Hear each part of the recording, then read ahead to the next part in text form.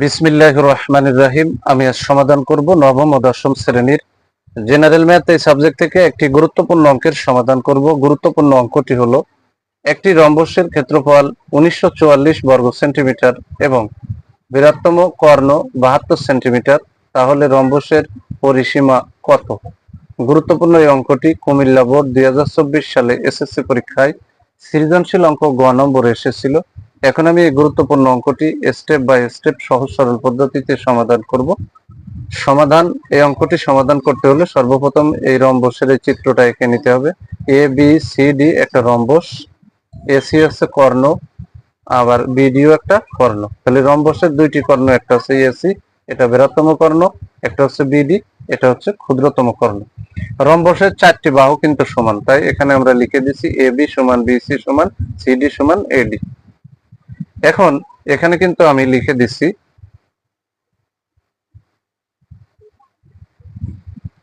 ABCD একটি rhombus যার ক্ষেত্রফল প্রশ্নে দেওয়া আছে 1944 বর্গ সেন্টিমিটার এবং বৃহত্তম কর্ণ এসি সমান 72 সেন্টিমিটার, এটাও প্রশ্নে দেওয়া আছে।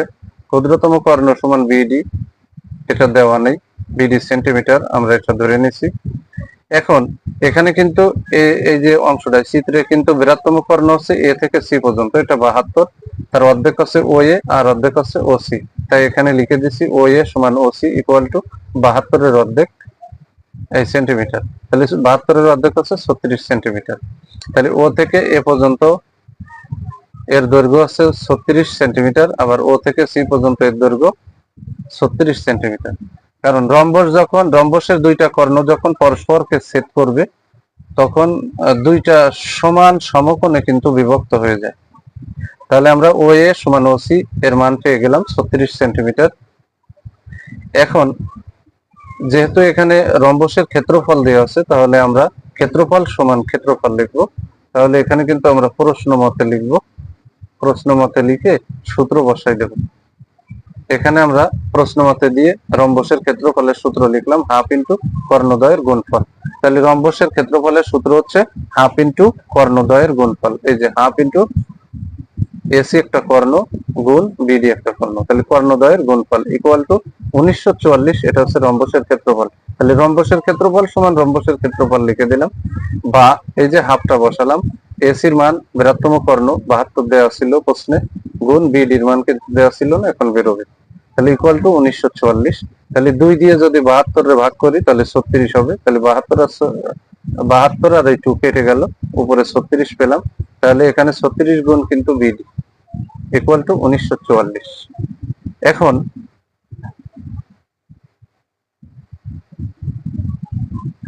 এখন এই বিডি কে আমরা বাদ দিয়ে বাম পাশে রাখলাম ইকুয়াল টু 36, যেহেতু বিডির সাথে গুণ আকারে আছে তাহলে সমানের ডানে গেলে ভাগ হয়ে গেল।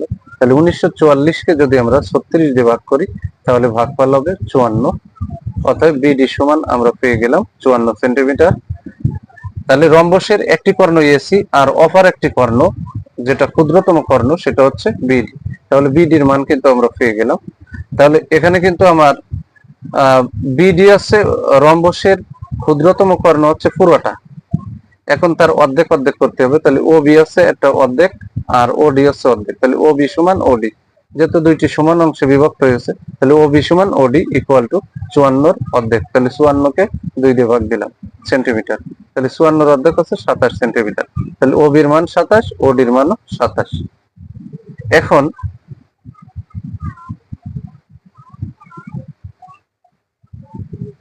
রম্বসের দুইটা কর্ণ যখন আমরা সমান 4 ভাগে বিভক্ত হয়েছে তখন এর ভিতরে কিন্তু এ ও বি একটা ত্রিভুজ আছে। তাহলে আমরা এ ও বি ত্রিভুজের আলোকেও বাহুর দৈর্ঘ্য বের করতে পারি, আবার সি ও ডি এর আলোকেও করতে পারি, আবার বি ও সি এর আলোকেও করতে পারি, এ ও ডি এর আলোকেও করতে পারি। আমি এখানে লিখে দিছি ত্রিভুজ এ ও বি এ। তাহলে এখানে পিথাগোরাসের সূত্র অনুসারে তাহলে এখানে ত্রিভুজ এ ও বি এর অতিভুজ আছে এ বি, তার উপরে স্কয়ার, তাহলে অতিভুজ স্কয়ার সমান ও এ আছে এখানে লম্ব, তাহলে লম্ব স্কয়ার প্লাস ও বি আছে ভূমি স্কয়ার, এই যে ভূমি স্কয়ার দিয়ে দিলাম। তাহলে অতিভুজ স্কয়ার সমান আমি লিখে দিলাম লম্ব স্কয়ার প্লাস ভূমি স্কয়ার। এখন এখানে যার মান আছে তার মানটা বসাবো, যার মান নেই তার মানটা কিন্তু বের হয়ে যাবে।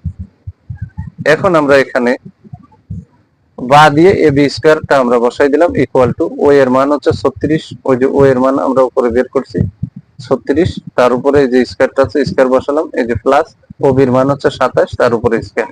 এখন 36 গুণ 36 1296, আর 27 গুণ 27 গুণ করলে হবে 27 উপরে স্কয়ার মানে 27 গুণ 27 গুণ করলে হবে 729।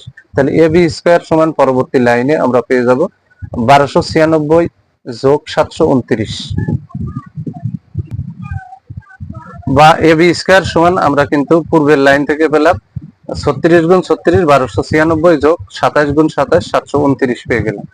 বা এই যে এ বিটা এখানে বসালাম, আর এই যে স্কয়ারটা ডানি যে রুট হয়েছে, আর 1296 যোগ 729 যোগ করলে 2025 হবে, আর 2025 কে রুট করলে হয় 45, অতএব এ বি সমান আমরা পেয়ে গেলাম 45। আমি কিন্তু চিত্রের পাশে লিখে দিছি রম্বসের 4টি বাহুর দৈর্ঘ্য সমান। তাহলে অঙ্কে বলেছে রম্বসের পরিসীমা বের করতে, তাহলে এ বি সি ডি রম্বসের পরিসীমা সমান, রম্বসের বাহু আছে 4টে, এক বাহুর দৈর্ঘ্য আছে 45, তাহলে 4 বাহুর দৈর্ঘ্য 4 গুণ এ বি, 4 গুণ এক বাহুর দৈর্ঘ্য, তাহলে 4 এখানে বসালাম, এ বির মান হচ্ছে 45, এখানে 4 45 হয় 180 সেন্টিমিটার। এটাই হচ্ছে এই অঙ্কের অ্যান্সার। আবার আমি যদি ইচ্ছা করি এখানের এবিসিডি রম্বসের পরিসীমা সমান এবি যোগ বিসি যোগ সিডি যোগ এডি দেব, দিয়ে প্রত্যেকটা বাহুর দৈর্ঘ্য আছে 45 করে, তাহলে এখানে আমরা 45 যোগ 45 যোগ 45 যোগ 45, তাহলে 4টে 45 যদি যোগ করি কিন্তু 180 হবে।